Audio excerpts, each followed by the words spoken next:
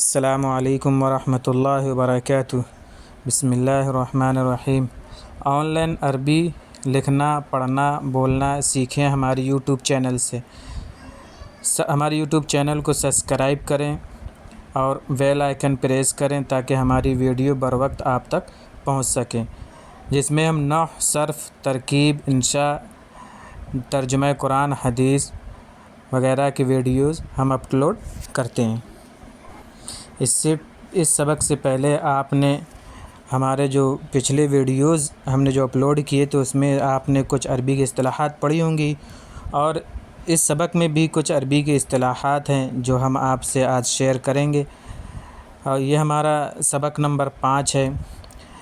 آج کے سبق میں ہم پڑھیں گے اسم معرب اور اس کا حکم، مبنی کسے کہتے ہیں، اعراب کیا ہے، محل اعراب کیا ہے، یعنی اعراب کی جگہ کیا ہے، علامات، نصب کسے کہتے ہیں، جر کسے کہتے ہیں، رفع کسے کہتے ہیں، وغیرہ وغیرہ۔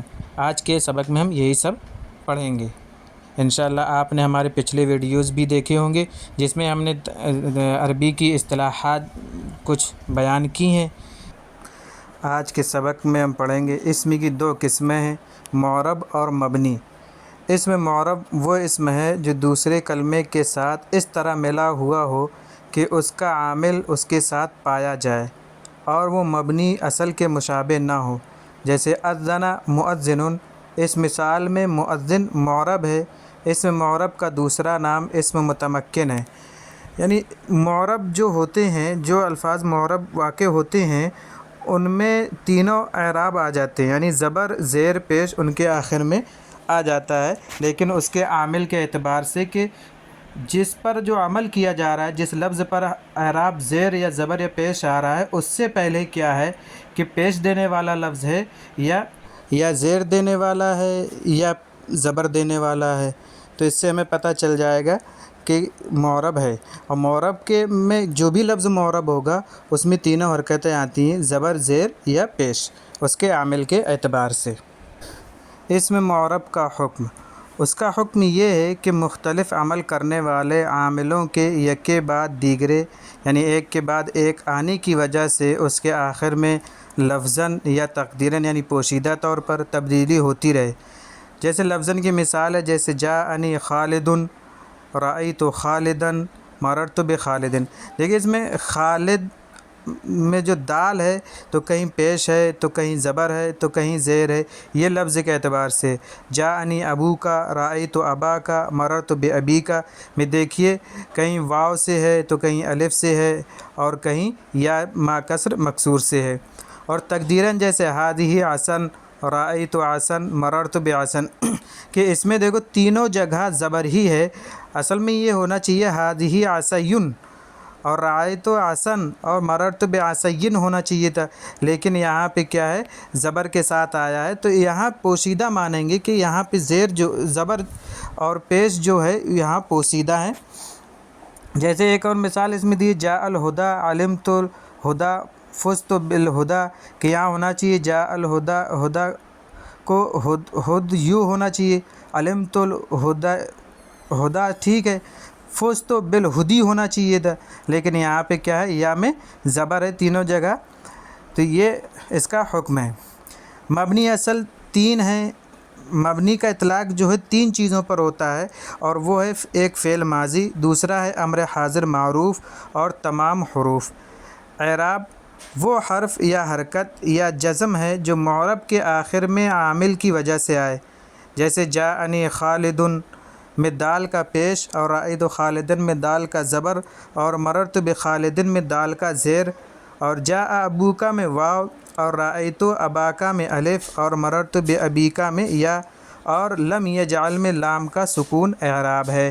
مبنی میں جو ہے اعراب ہر حالت میں ایک سا رہتا ہے، جیسے جاء ہؤلاء، رأیت ہؤلاء، مررت بہؤلاء۔ دیکھیے اس میں ہؤلاء میں تینوں جگہ زیر آیا ہے تو یہ مبنی ہے، اور مبنی میں ہمیشہ ایک جیسی ہی شکل رہتی، اگر زیر ہے تو زیر ہوگا، زبر ہے تو زبر، پیش ہے تو پیش۔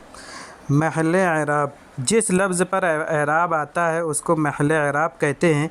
جیسے اعراب کی مذکورہ پہلی مثال میں دال اور دوسری مثال میں اب اور تیسری مثال میں لام محل اعراب ہے۔ عامل وہ ہے جس کی وجہ سے کسی کلمے پر رفع یا نصب یا جر یا جزم آئے، یعنی زبر ہو یا پیش ہو یا زیر ہو یا جزم ہو۔ جیسے اعراب کی مذکورہ مثالوں میں جاء، رأیت، با اور لم عامل ہیں۔ اعراب اس میں 3 ہیں: رفع، نصب، جر۔ جس اسم پر رفع ہو اس کو مرفوع، اور جس اسم پر نصب ہو اس کو منصوب، اور جس اسم پر جر ہو اس کو مجرور کہتے ہیں۔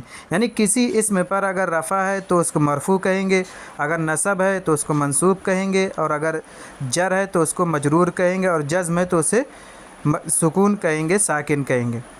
علامات رفع، رفع کی پہچان کیا، علامات کیا ہیں، کون کون سے لفظ اعراب ہوتے ہیں؟ تو 3 بتائی گئی ہیں۔ ایک ہے ضمہ، دوسرا ہے الف، اور تیسرا ہے واو۔ جیسے جاء رجل میں ضمہ ہے، جاء مسلمان میں الف نون ہے، اور جاء اخوک میں واو ہے، اور عالمون میں بھی واو ہے۔ رفع فاعل ہونے کی علامت ہے، یعنی جب بھی فاعل ہوگا تو وہ رفع ہوگا، یعنی کام کرنے والا جو بھی ہوگا وہ فاعل ہوگا اور فاعل میں پیش آتا ہے۔ علامات نصب، نصب کی علامات 4 ہیں: فتحہ، کسرہ، الف اور یا۔ جیسے رأیت عمر وعالمات واباک وکوکبین ومسلمین۔ نصب مفعول ہونے کی علامت ہے، یعنی اس سے پتہ چلے گا کہ مفعولی حالت میں ہے۔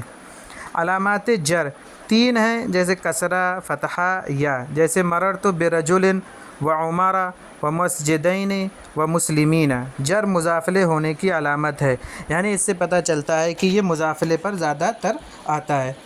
آج اس میں ہم نے ان 4 سبقوں میں جو ہے 5 سبقوں میں ہم نے عربی کی اصطلاحات بتائی ہیں کہ ان ناموں سے یہ چیزیں پہچانی جاتی ہیں، اور ان ناموں کا اس طریقے سے استعمال ہوتا ہے کہ یہ بولیں گے تو ہم اس سے کیا مراد لیں گے۔ تو یہ چیزیں ہم نے بتائی ہیں، تو انشاءاللہ ہم اگلے ویڈیو میں ھذا سے شروع کریں گے، یعنی اسم اشارہ قریب اور بعید سے۔